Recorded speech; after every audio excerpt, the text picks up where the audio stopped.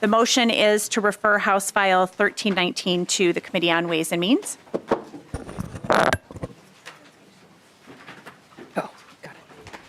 Yes, Madam Chair, that is the motion. Okay, and I do see that you have a DE2 amendment. Would you like to move your DE2 amendment? Yep, I would move the DE2.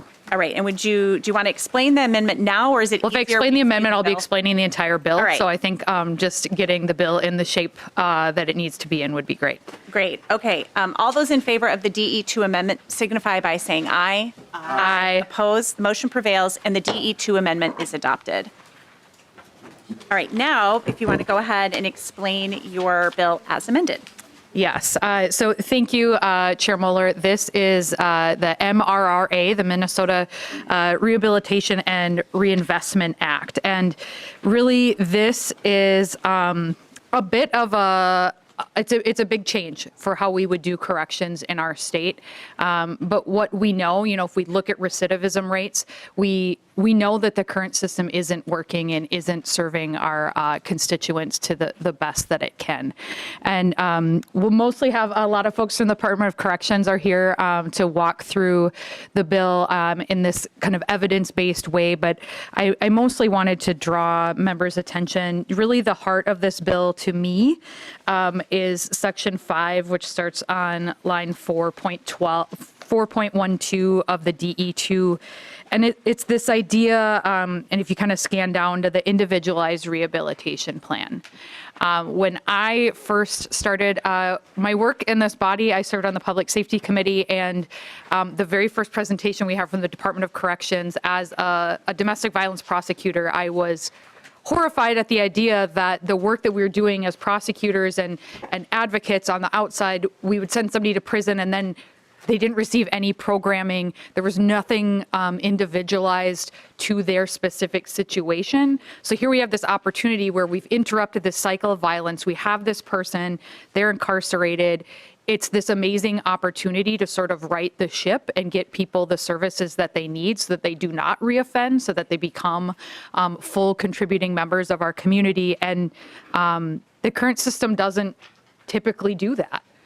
Typically, it's a holding space for people, and that's not to undermine or to speak ill of some of the programs that do exist. But what this bill would do would really recognize that each individual person might need something different so that they can thrive when they come back to our communities.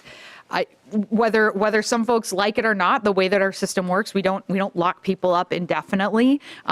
The vast majority of people are going to be returning to our communities, and this is a tool and a way we can change the way we see this system so that it's actually serving people who are incarcerated, but then the overall impacts on the full community are improved because that person has the tools, has gone through the training, the treatment that they need to get better.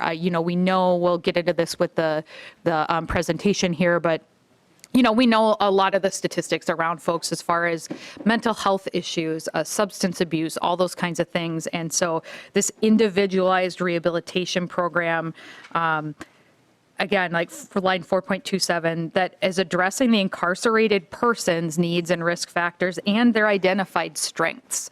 And I think that's really important if we want people to get better, if we do want to correct a wrong and not just punish people while they are incarcerated. And so with that, we do have a couple of presenters, so I want to make sure that we've got plenty of time for that. And we'll turn it over to Commissioner Schnell with the chair's guidance. Thank you, Representative Becker-Finn. Welcome back to the committee. Commissioner Schnell, if you want to introduce yourself and begin your testimony.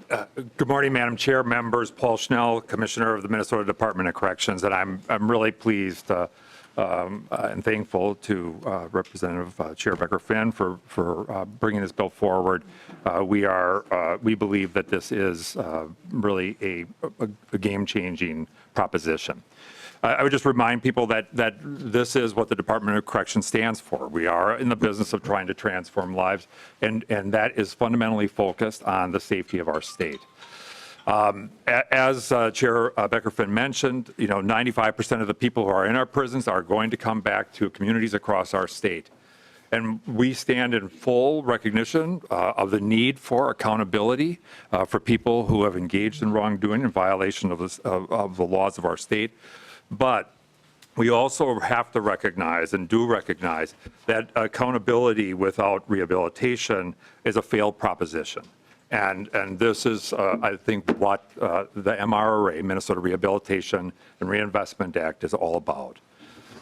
In our current system, people serve 2/3 of their sentence in prison and 1/3 is on supervised release. So generally speaking, people are going to leave prison at 67% regardless of what they've done. Now, I just want to make an example of this if I can. And with the chair's permission, I'll use her and I as the examples here. But if the chair and I were to both be sentenced to a 100-month prison sentence in today's terms, and we started on the same day, we would serve 67 months in prison and 33 months on supervised release. Now, the proposition, let's change this proposition and say that, the chair, as I would expect and anticipate, would do very well when she got in there. And she did all the things that she needed to do to reduce her risk and address her needs. I, on the other hand, was a problem. I fought, I pushed back, I did not participate in programming, which you might also expect to be the case. But I think this is an important thing because today in our system, regardless of the fact that the chair did well and I did poorly, we are still going to walk out of prison the very same day. And does that make sense? The chair has done what was needed to reduce her risk and address her needs. I, on the other hand, didn't. Now, I still have the protections of a determinant sentencing system. I'm going to walk out at 67%, or at 67 months, and the chair would as well. What MRRA does is it changes that proposition and says we want to incentivize, we want people who go into our prison system to walk out better, to be in a better place, in a better position. And so the proposition is all about how do we incent people to do the good stuff, to do the things that are going to make a difference. This results in reduction of risk, fewer victims, safer prisons, and healthier communities. There are 4 components to this system, and I'm just going to really briefly go over them. First, and the chair mentioned this, is about the creation of this individualized rehabilitation plan. Historically, what happened when people came in, you did the programs that the prison system offered. And I will say that we have some very, very good programs in our system. But we didn't target that based upon the individual's needs or strengths. And this is really one of the key factors here. What is it that Paul Schnell needs? What is it that the chair needs? And how do we address that? What are our strengths? What do we bring to this? And we need to build on that to produce this. So we do robust assessment that ultimately identifies and addresses the needs and strengths and risk factors. And then we target interventions in a person-centered sort of way to move forward. So component number 1, individualized rehabilitation plan. Component number 2 is this notion of earned incentive release. What we want to do is provide that opportunity for, in this case, because the chair did so well, she could leave prison at 50 months, 50. And I, on the other hand, would remain for the entirety of the determinant sentence, 67 months. And so earned incentive release, and the chair did that by participating and fully completing the programs that were laid out in that plan. Third component is that, so the chair now has realized that earned incentive release opportunity at 50 months. Just as the case would be, and normally, that she would move into supervised release. But what we want to do is we want to continue this process of how do we continue to incent her to do the things that are going to make a difference for the safety of our state and for the community and for her family. And so what we provide here is the opportunity for earned supervision abatement. And I want to also just place emphasis on the fact that we are talking here about earned. This is not a give. This is an earn. And that becomes a really key consideration. So supervision abatement, so when the chair goes out and does well in the community, does aftercare, engages with her faith-based community, whatever it may be, all the things, does ongoing counseling, work with the family, reintegration plans, and so forth. She, for every 2 months that she does and follows that plan, 1 month goes into abatement status. So in this case, what happened, in abatement status is effectively unsupervised supervised release. And so she would be out there, and if there was potentially a relapse or something like that, the system can re-engage with her and address that during that abatement period. But effectively, as long as things are going well, she is completed supervision from an active supervision standpoint at 22 months, saving 11 months of supervision time. Why is that important and valuable? It's invaluable because, I am going to come out at 67 months. And when I come out, my needs may be considerably higher. Those needs around supervision and tracking and services that a probation officer may be able to provide me, that really isn't necessary for the chair because she has done well. She's demonstrated those skills. So that's the third component, supervision abatement. The last component, and an important one, is this notion of justice reinvestment. What we want to do is, because the chair was in prison for 17 months less than I was, because she earned that incentivized release, we take the direct cash costs of that 17-month savings, we place that into an account, and on a biennial basis, those funds get distributed out in these 4 categories at 25% each. Victim services. At the same time, we're investing in opportunities for transformation for people who are in our system. We want to make sure that we're also providing resources and benefits to people who have been the victims of crime and need that opportunity for support and healing. And we'll hear more about that from others.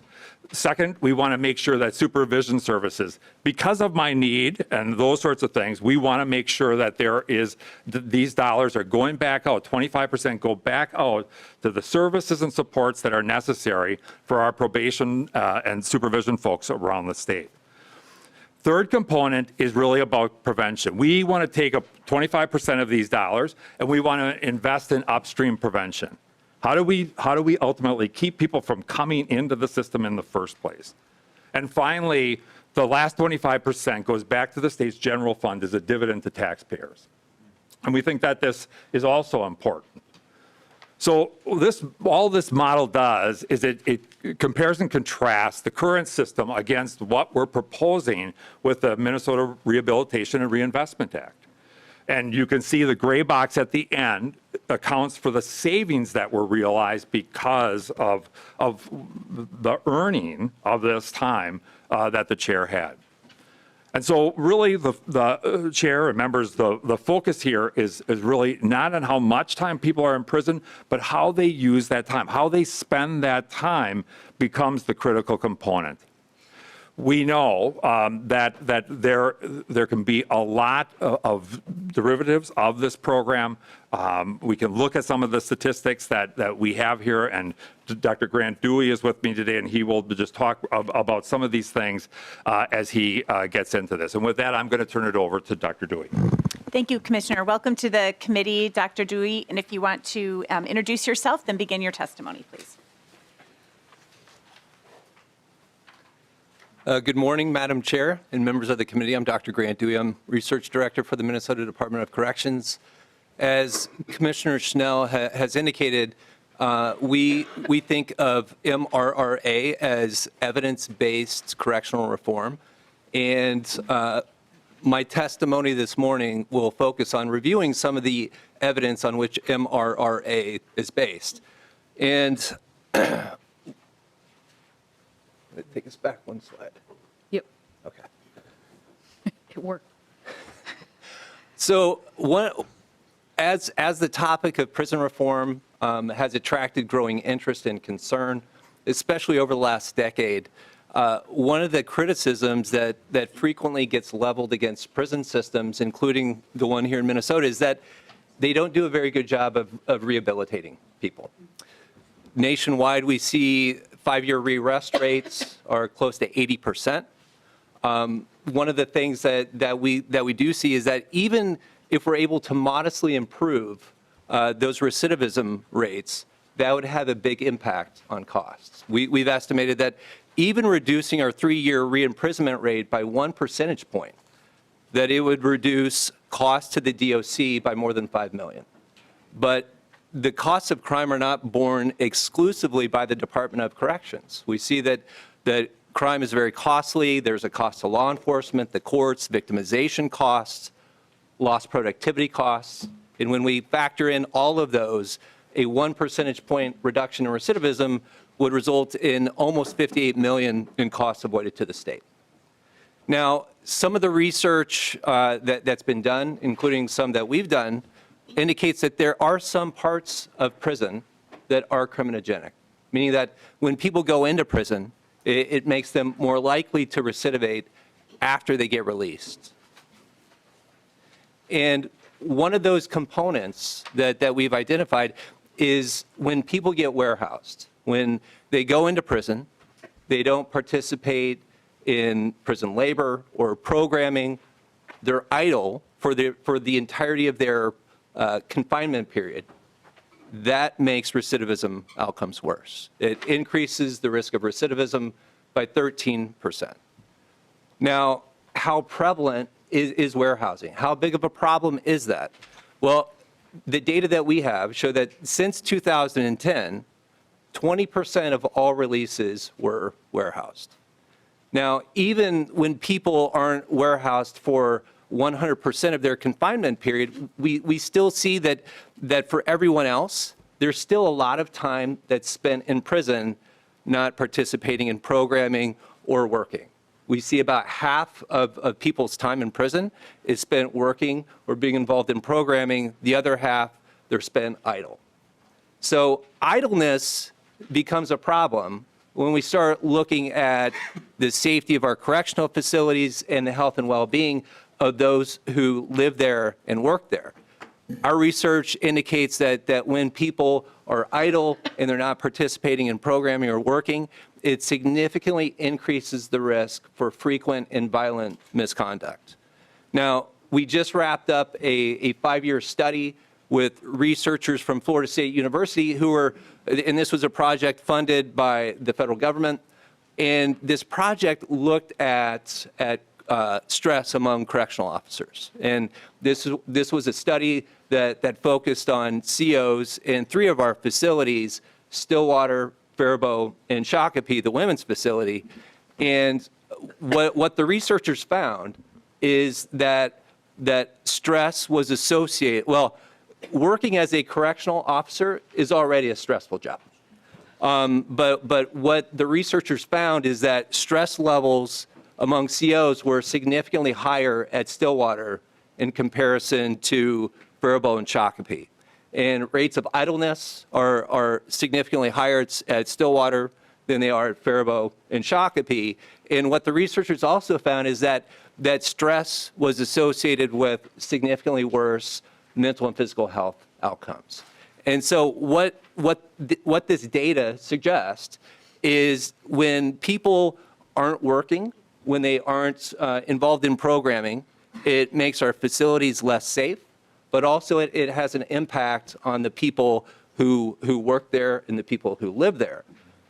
Now, idleness and involvement in programming and working also has an impact on post-release outcomes. So when we look at the impact of programming on recidivism, we see that when people complete just one intervention in prison, it reduces recidivism by 12%. If they're able to do 2 interventions, we see a 26% reduction. 3 interventions, 30%. Going up to 5 interventions, we see more than a 40% reduction. Now, the focus a lot of times is on recidivism. And there's good reason for that, but there are other post-release outcomes that are just as important, if not more so. We see that when people are involved in programming or working while they're in prison, it improves post-release employment outcomes. So when we look at people who are warehoused, they're idle for 100% of their time in prison versus people who who were working or involved in programming 50%, that improved their odds of post-release employment within that first year by 15%. But it's not just employment that matters. We started looking at mortality outcomes for people who have been released from prison since 2010. We've been able to get data from the Minnesota Department of Health. And what those data tell us is when people are involved in programming or working, that it has an impact on lifespan after they get released from prison. The more people are involved in programming or working, going again from 0% to 50%, it reduces risk of mortality by 15% for all causes and 10% for unnatural deaths, meaning deaths, homicide victimization, suicide, overdoses, accidents. So what people do while they're in prison, what they're able to access and do, it has an impact on safety, health, well-being of people who live and work there. It has an impact on recidivism, has an impact on employment, and it has an impact on mortality. Now, I've focused so far on just how much programming people get while they're in prison, and that's important. And we realize that we need to make a greater investment in our programming resources, which is reflected in our budget request. But it's also important to emphasize that we're not just talking about giving people just something to do. We're talking about providing more people with quality programming to do, because that is key, and some of the results that I've shared reflect the fact that there are effective interventions and programs that do take place within the Minnesota Department of Corrections, and I've listed some of these here, but at this point I would like to turn it back over to Commissioner Schnell to wrap things up. Thank you. Go ahead, Commissioner Schnell. Madam Chair, we're done here. We're just about done here, but we point out, and I think to put this in context, when we really think about the concerns that certainly have been on the tops of minds of all of you, of Minnesotans, some of the concerns that have been raised in recent times about violent crime, I think we have to really recognize the fact that we are talking about a small percentage of the population. That said, the impact of these crimes is pronounced, and we all know that. And that's why doing well by these people while they're in our care, custody, and control, and that continues throughout the continuum, the remainder of their sentence on supervision becomes critically important. And I would go back to the reality that incentives work. I would point out that even in 2018, the U.S. government, on a bipartisan basis, passed the First Step Act. It was signed into law by President Trump, which was really an incentive-based reform practice. And I think what we're saying here is that we cannot be corrections in name only. That what we're proposing with this model is that we're corrections in practice. And that, I think, is what this is all about. And we are really grateful for the time, and we're grateful to the chair for bringing this forward.